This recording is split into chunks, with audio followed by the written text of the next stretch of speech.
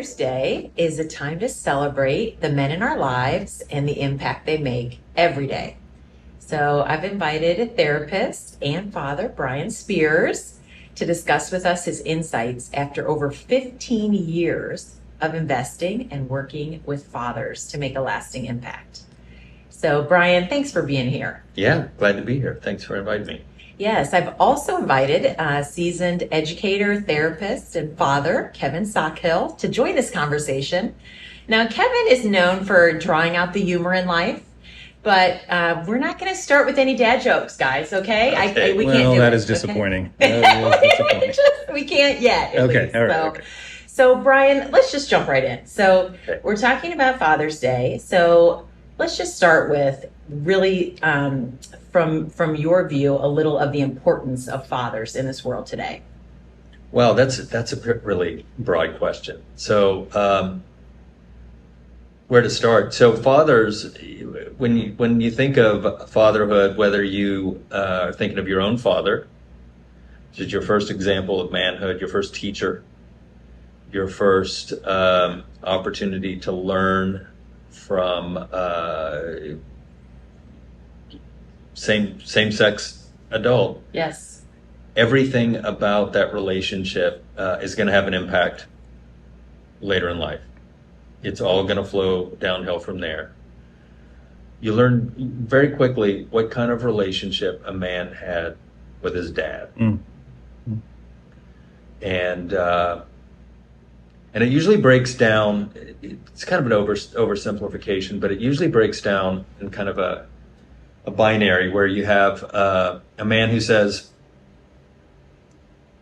you know, I really love my dad. I want to emulate him. You know, there's a lot of things about my dad that if I could be like my dad, I'd be batting 1,000. Mm-hmm.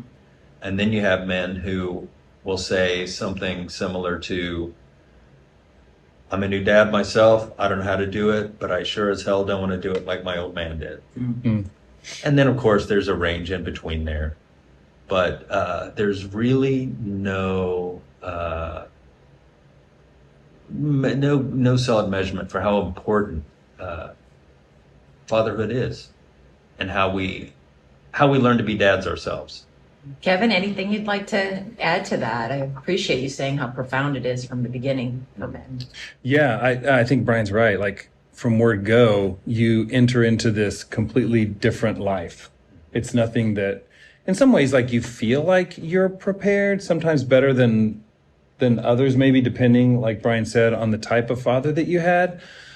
But I think even then, it's still a crapshoot. Like you still are just trying to figure it out. And I think there's sometimes it feels underplayed, especially in society, right? With most examples of fathers you see in culture, like if you think about media, they're the comic relief, they're the buffoon, they're the, silly kind of side, tangential piece. And I think sometimes fathers can feel like, okay, what's my role here? Mm-hmm. Like, what am I supposed to be doing? But I think fathers have an incredibly important role as caregiver.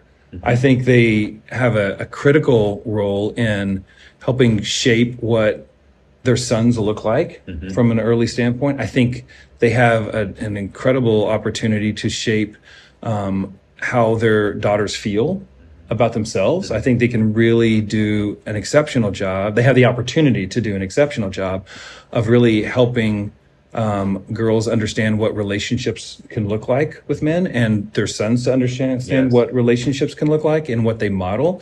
So I think it's like there's a caregiving aspect, there's an emotional equipping aspect that fathers have, but they also have like a role model example setting aspect of what they do that can really be influential for both their sons and their daughters. So I think they have a critical role that sometimes gets underplayed. Mm-hmm. Brian, I know you have enjoyed working with men, and many of them fathers. Mm-hmm. Most of the time.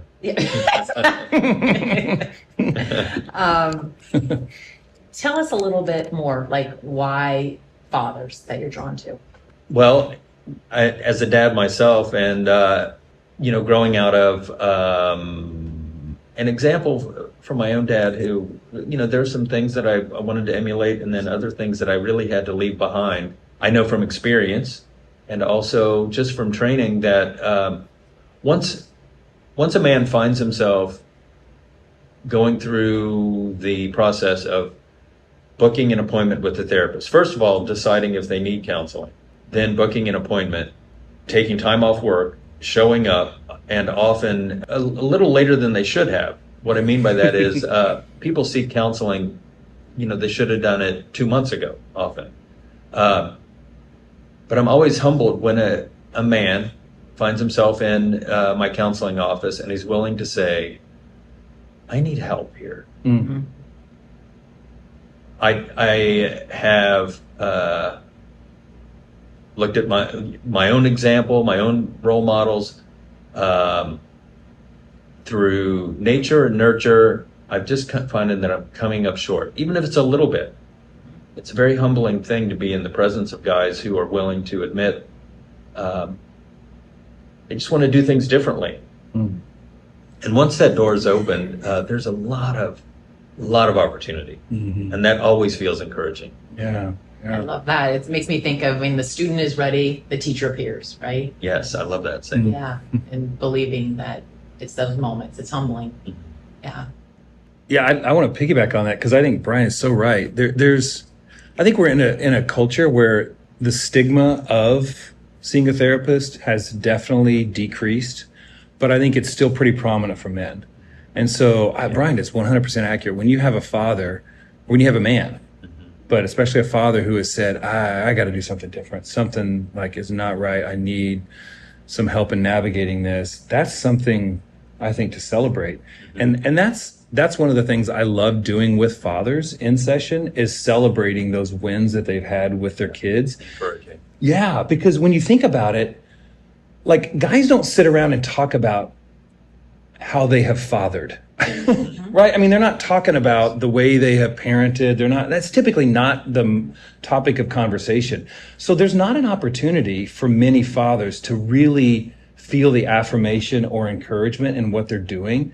But man, when you get a chance to do that and you just see the impact that makes on a father's life, it's so rewarding. And I think for them, yeah, it's very rich because they feel that sense of, okay, I was a little anxious, but I'm doing like Brian said, I don't want to repeat how I've been fathered in some ways. Am I falling into that trap? And when they can feel the affirmation that they're doing the right thing, it can change their whole family when you think about it. Yeah.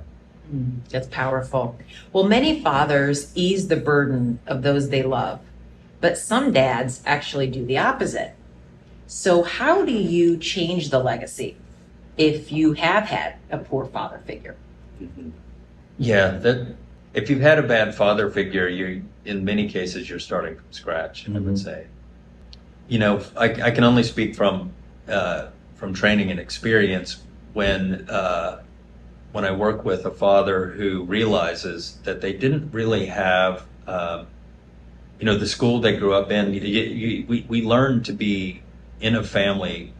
We learn to lead families from the family we grew up in. Yes. That's just how it is.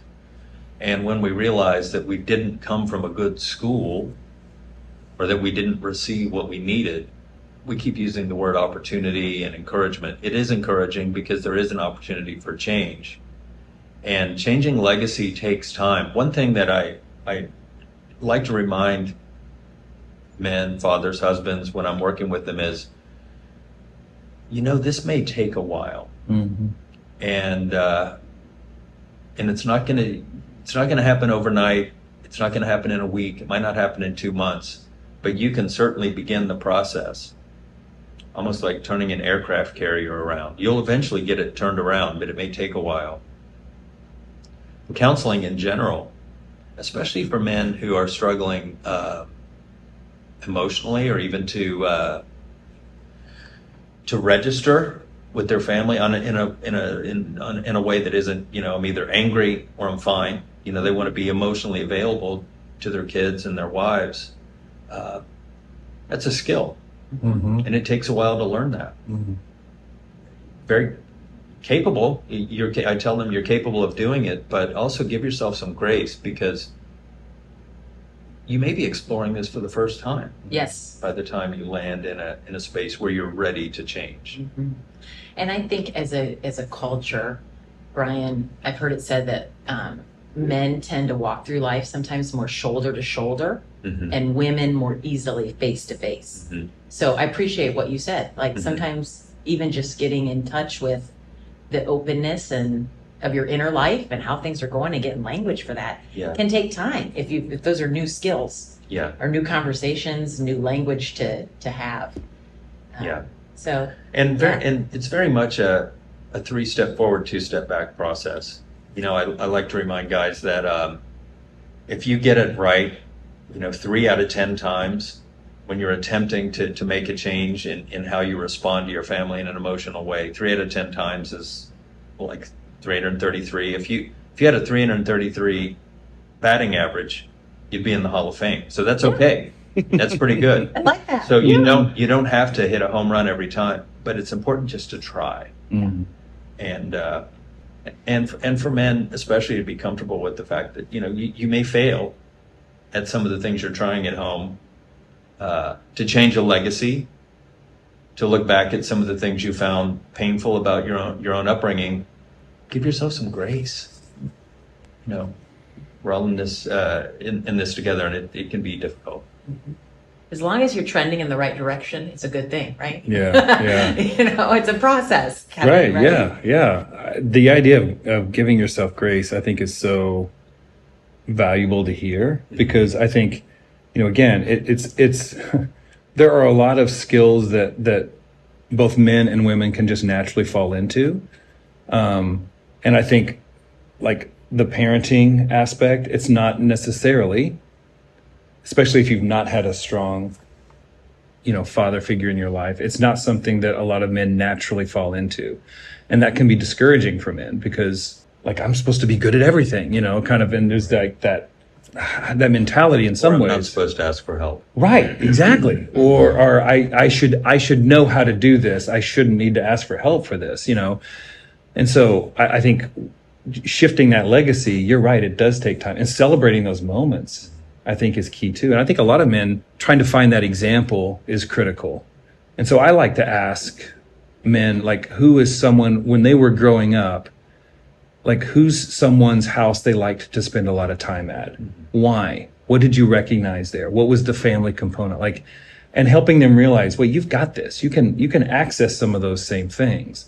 Or who was a coach, who was a teacher, who was there were some of these qualities. You kind of have these blind spots where if you didn't have that, that's not the only place that some of those skills you can get, right? I mean, you can get them in other male role models. And so even releasing some of the tension there to kind of help them see, well, no, there may be other examples for you to look at. What can that look like? Mm-hmm. And how can you make that your own? How can you personalize that in a way that's true to who you are, versus just repeating what somebody else does, is also key. So, but you're right, Brian, like the idea of grace, and hearing that from another father, Yes. I think can be really valuable. Yeah, it can be really valuable. Yeah. Kevin, you probably worked with dads who came from a home where there was no father present. Exactly. Yeah. That opens up a whole other range of possibilities in terms of what it looks like for even in therapy, in a clinical setting, for when a father is ready to be mentored, which is very much a role that can take place in a therapy setting. Mm-hmm. And I've experienced that both as a receiver when I've set out counseling myself, and as a provider mentorship in that realm. Mm-hmm. So. Well, I want to wish you guys both a very happy early Father's Day. Thank you. Thanks, Emily. And thanks to all the dads for continuing to invest in the next generation.